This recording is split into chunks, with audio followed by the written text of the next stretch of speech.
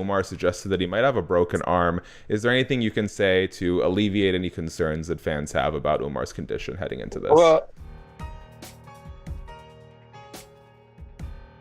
what's up, everyone? Shakiel Mahjouri here for CBS Sports, and you know who this is. He helps lead the charge as Islam Makhachev and Umar Nurmagomedov fight for UFC titles at UFC 311. Famed founder and coach of the American Kickboxing Academy, Javier Mendez. How's it going, man? it's going good. Thank you for having me on. I'm leading the charge for Abdulmanap's gym on this one. Yes, sir. Yes, sir. But so much crossover. I mean, it's so hard to separate We're all one. these two We're all entities. one. We're all one. I'm curious. This has actually crossed my mind as we were talking about, as I was prepping for this interview. Like, are you an adopted Dagestani at this point? Like, how much have you been brought into the fold of Khabib and Islam and the whole team's culture? I think I was adopted in 2012, but we're all one. We're all one. AKA is Abdulmanap. Abdulmanap is us. I love that. And we're going to talk about both Abdulmanap's legacy as well as now sort of Khabib's legacy as he starts taking over the reins from you and as how you start kind of helping him lead the charge in his own regard. But let's start with the main event, UFC 311. Obviously, Makhachev defending his lightweight title in a rematch against Arman Tsarukyan. This is one that I feel like we've been working towards for a very long time. Obviously, Makhachev welcomes Tsarukyan in his UFC debut. Arman, I think, puts on a much more competitive fight than many had expected from him at that point. How long have you sort of been preparing for this rematch? Obviously, I'll always have things to work towards, but in the back of your mind, like, how long has it been that you've known that this fight is coming? I knew the fight potential could come because of the way they were building it, because the only guy that actually, gave him a real tough fight besides Adriano Martin that got a good shot in, they really couldn't tell if he would have been much competition or not because he just got a good shot in. But, Ardman,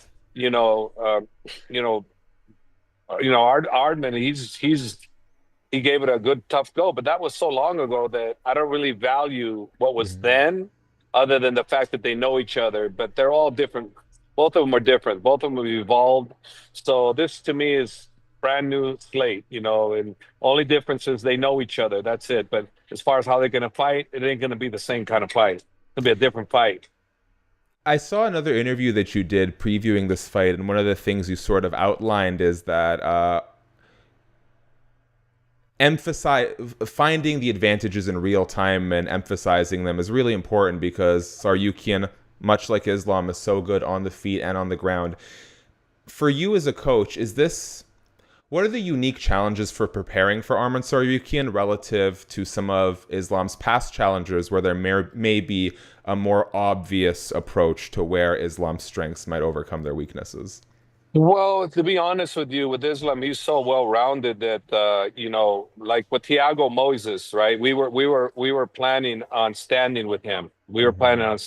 So that was the plan. We worked out the plan to stand with him. But as we're walking out to the cage, I looked at Thiago and I said, geez, he's smaller than us. So right then and there, I tell Khabib, switch the plan. Let's go to the ground. So we told Islam, switch the plan, go to the ground. And that's exactly what happened. So this is the thing about this fight also. We don't have such a challenge that Islam can adapt to whatever he needs to do. So Khabib and I and Muhammad, the boxing coach, and Muslim, who's Islam's childhood best brother, that will be able to adjust whatever needs to be adjusted as the time goes. So this isn't going to be one of these, we got to prepare for the biggest fight of our life. No. Islam's a veteran there now. This is going to be his fourth title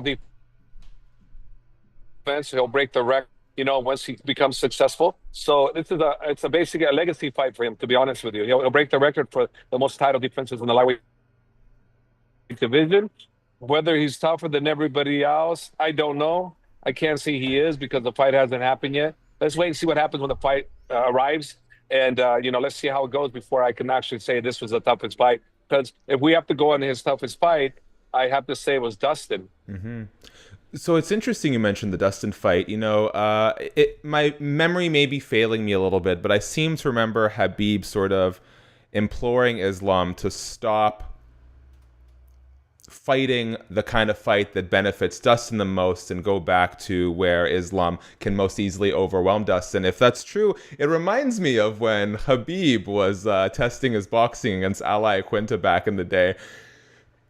For you Yeah. as a coach, when you see your fighter doing that, obviously there's something super valuable to testing yourself in new areas in a fight. You can only replicate that so much in training. But how do you feel about that as a coach? Like, is that the time and place to be expanding your horizons?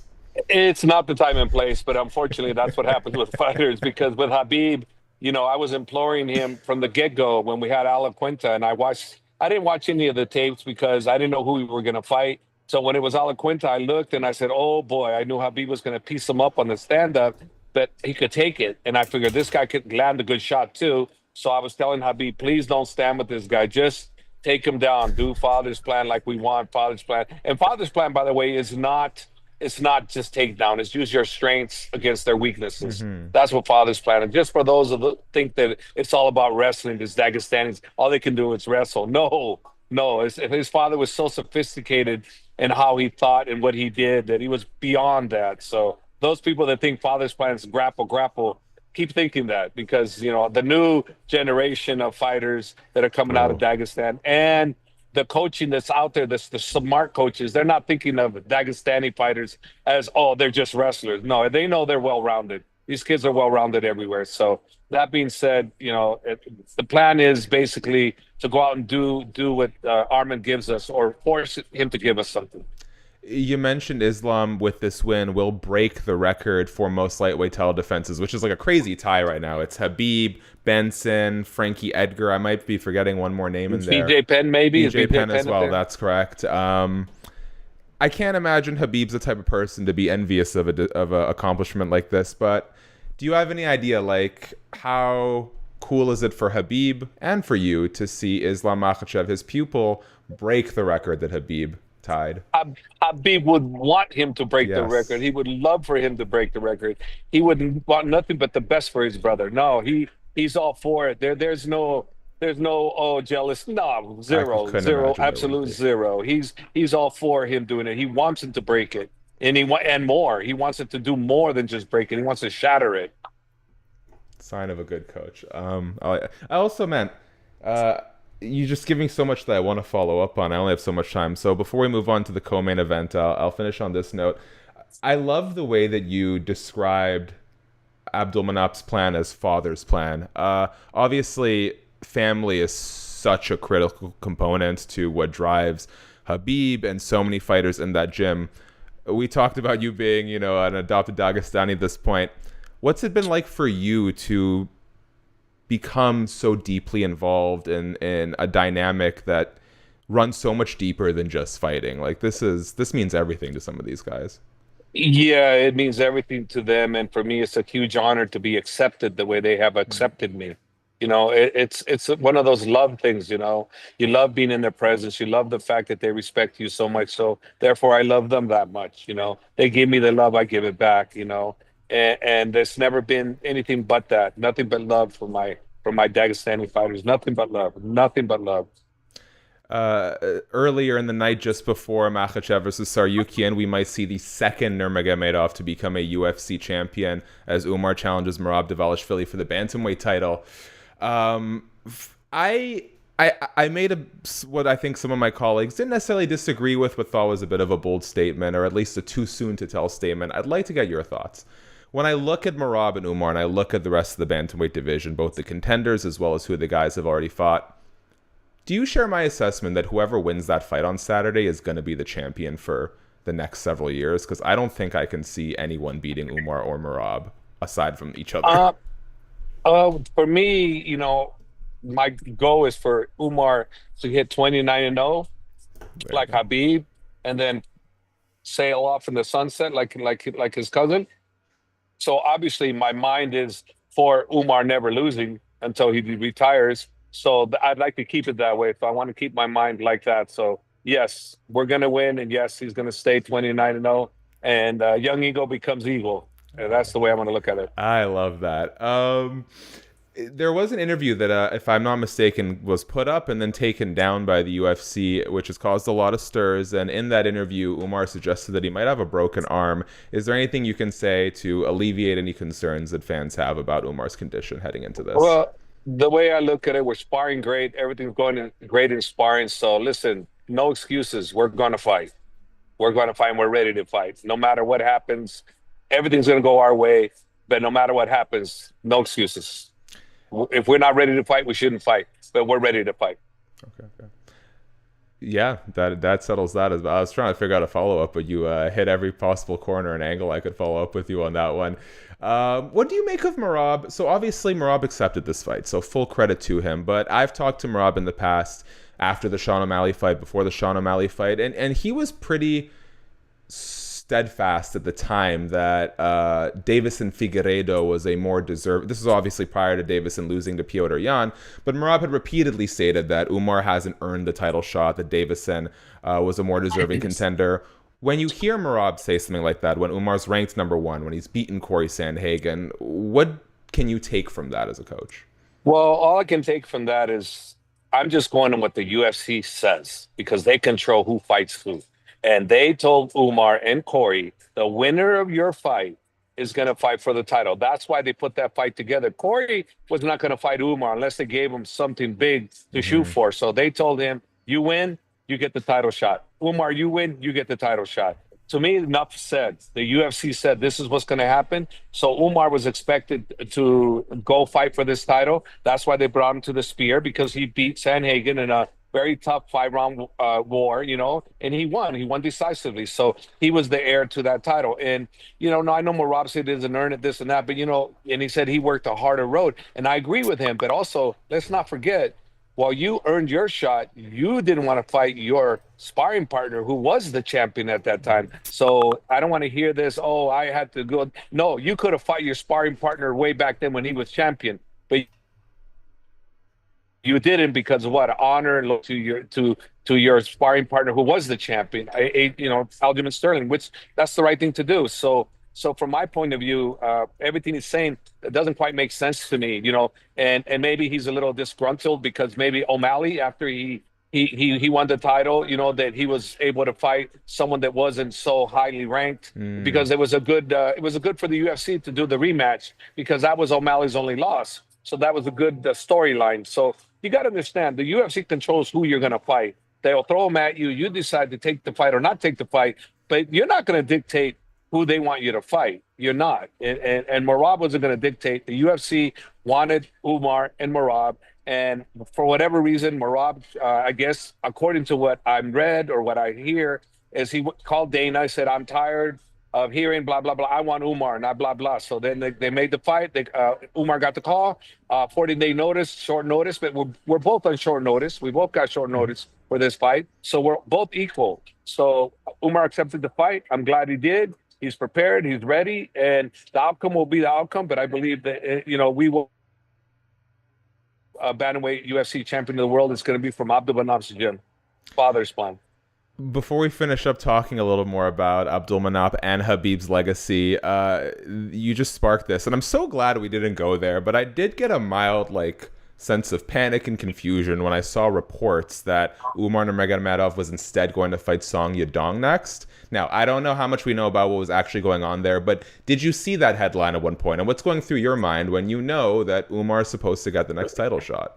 Okay, we did not know what's going to happen. Umar stated if Merab doesn't want to fight, he wanted to fight in Ramadan, then I cannot fight in Ramadan. So for me, I don't care, coach. I want to fight before Ramadan, whether it's with Merab, Yang Sudong, or not. So they couldn't get Merab on, so they worked on Yang Sudong. Umar agreed to go December 14th with Yang Sudong. I don't know if I'm pronouncing his name right, and if I do, I'm sorry. So anyway, so Umar told me we're fighting him December 14th. I go, great, no problem. So, but see, one of the problems was nobody from his camp agreed to fight Umar. So they agreed to fight Umar, but later in January. So then that fight got scrapped. So it was reported earlier on another side that, on our side, I believe, they shouldn't have been reported. That's why I always say, unless the UFC announces the fight, stop listening to clickbait, no matter who it is. Even if I say something, if I tell you, oh, the fight's on, but the UFC hasn't announced it, it's not valid. It's not valid. Doesn't matter what I say. And I tell people that all the time. Stop going on that. The UFC announces the fight, then it's official. Then go haywire on what you need to do. But don't try to be the first one out there to put the live bait out there, because it's not real until the UFC makes it real. There is such a decorated legacy between what you've done at AKA as well as the work that Father and Khabib have done, and this wonderful like cooperation between the three of you guys. This is a question I hope that I can ask Islam and Umar heading into fight week, but I'd love to get your take on it while we're here. What does it mean, as far as you know, to Islam Makhachev and Umar Nurmagomedov to be in these positions where they can really, truly wave the flag for everything that Khabib and his father have set a precedence for? It means everything, because these guys grew up as kids together, as little boys, training together, aspiring to be the same. And the father had the plan for all of them to rule, Habib to rule, then Islam to come, and the other was to follow suit. And that's exactly what's happening. And it is the biggest honor for them to be in that position. And that's why, I call it father's plan, so people don't ever forget how great, Abdulmanap was as a leader, as a humanitarian, just as a family man. This man is the most humble, most beautiful man I've ever met, the greatest coach I've ever met. And now it's coming to fruition, what he's been working on all these years. And I'm just very lucky to be part of it. Yeah, we speak so highly of Abdulmanap. In the same vein, I think you always hope, I imagine, so I've been told, as a man who currently does not have children, that you always want to see your children do a little bit more, a little bit better than you did. And you've talked Yes. about how Khabib is so hands-on with his fighters in a way that you and Abdulmanap weren't quite as much. How has Khabib's touch, as he's growing into his own as a coach and as a trainer, how has his approach and his influence helped transform or further or take the team to another level? Well, he's taken the team to another level because, number one, he's the greatest of all time, in my opinion. Okay. So having the greatest of all time give you advice. He's got great tutelage from his father from when he was a young boy. I added my 2 cents into him. So he's got himself being the greatest of all time, his father, the greatest coach of all time, in my opinion. And he had me to come in and add my 2 cents to it. So to me, when you have that kind of combination, what more can you ask for? That's going to lead you to being the greatest coach of all time, in my opinion. As long as he continues on this task of continuing to love to train his guys, Khabib Nurmagomedov will become the greatest coach of all time at one point. And what does that mean for the current generation of athletes, whether we're talking about the Makhachevs and the Umars or the guys who are coming up, to have the great, in your opinion, the greatest fighter of all time leading the charge? It means everything, because it gives you that extra boost. It's just like when you're in the room with two people, and one you know to be the greatest, and the other person you just know to be a normal coach, and they both demonstrate something, but the greatest one demonstrates something, and all of a sudden their energy fires up because the greatest one told you. But the other coach that basically is not known, actually his technique is better, but you don't give it enough detail information, only because he's not known to be the greatest. So we all seem to gravitate towards the person that did the most accomplishments. But sometimes, the person that doesn't have the most accomplishments sometimes Totally. might have the better technique. Totally. And last thing before we finish up on just some silly rapid fire here, I do want to touch briefly on the Bellator champ, Usman Nurmagomedov. He's expressed his desire to fight in the UFC. Obviously, timing is a bit of a consideration with Islam being the lightweight champion currently, Usman over at Bellator. Is there a timeline that you could see that would make the most sense to have Usman sign with the UFC so that there isn't conflict or an overlap between their potential lightweight reigns? For me, he's a Bellator fighter. He's the Bellator champion, and I still look at him as the Bellator champion for years to come. So let's see what happens. Let the contracts be what the contracts be. But in my opinion, I don't think of nothing else but him being a Bellator champion and keeping him a champion, keeping him undefeated, keeping him in the limelight. And obviously we know if he goes to another organization, there may be more eyeballs. But right now, I don't look at him as anything but what he is, the Bellator champion. That's it. Okay. Last thing to take us home here, a little bit of rapid fire. So for this exercise, You can include both AKA guys, Abdulmanap guys, anyone who you regularly coach or oversee their coaching. I'm just going to ask you some rapid fire questions. First, which of your athletes would you say is the most stubborn?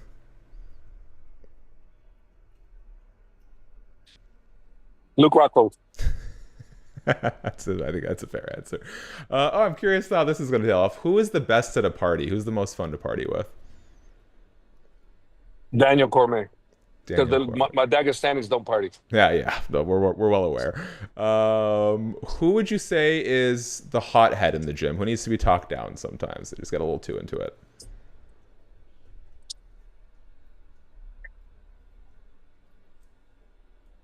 That's a tough one.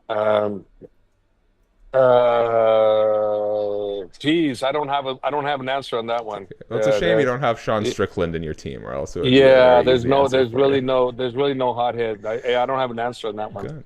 That sounds like a good problem to have in this case, Javier. Who in the gym gets the most laughs out of their teammates? Habib. Habib, good. That's a good answer. Last one. Excluding Umar, who from the gyms will be the next UFC or Bellator champion in their division? Amaru for the UAE Warriors champion. He will be the next champ, hands down. Hands down. Good. I love a prediction like this to start the year because we can look back on it. Javier, thank you so much for your time. I'm going to let you have the last word. So very quickly on my end, guys, thanks so much for watching the video. Subscribe, tap the bell, thumbs up, give us your predictions. Islam Makhachev, Arman Tsarukyan, Merab Dvalishvili, Umar Nurmagomedov, main and co-main for UFC 311. Javier, if there's anything you want to tell the people, I'll let you have the last word, man. I'm gonna say, because I keep myself engaged, I always like 5-round wars, and it could be 5-round war with Arman. We win, we retain the title, and with Umar, 5-round war, we win the bantamweight title, and then therefore we will have 2 UFC champions, and the first time in history we're gonna have back-to-back where one team is fighting the co-main and the main event. This will be history making for us. So this is legacy for Father's plan.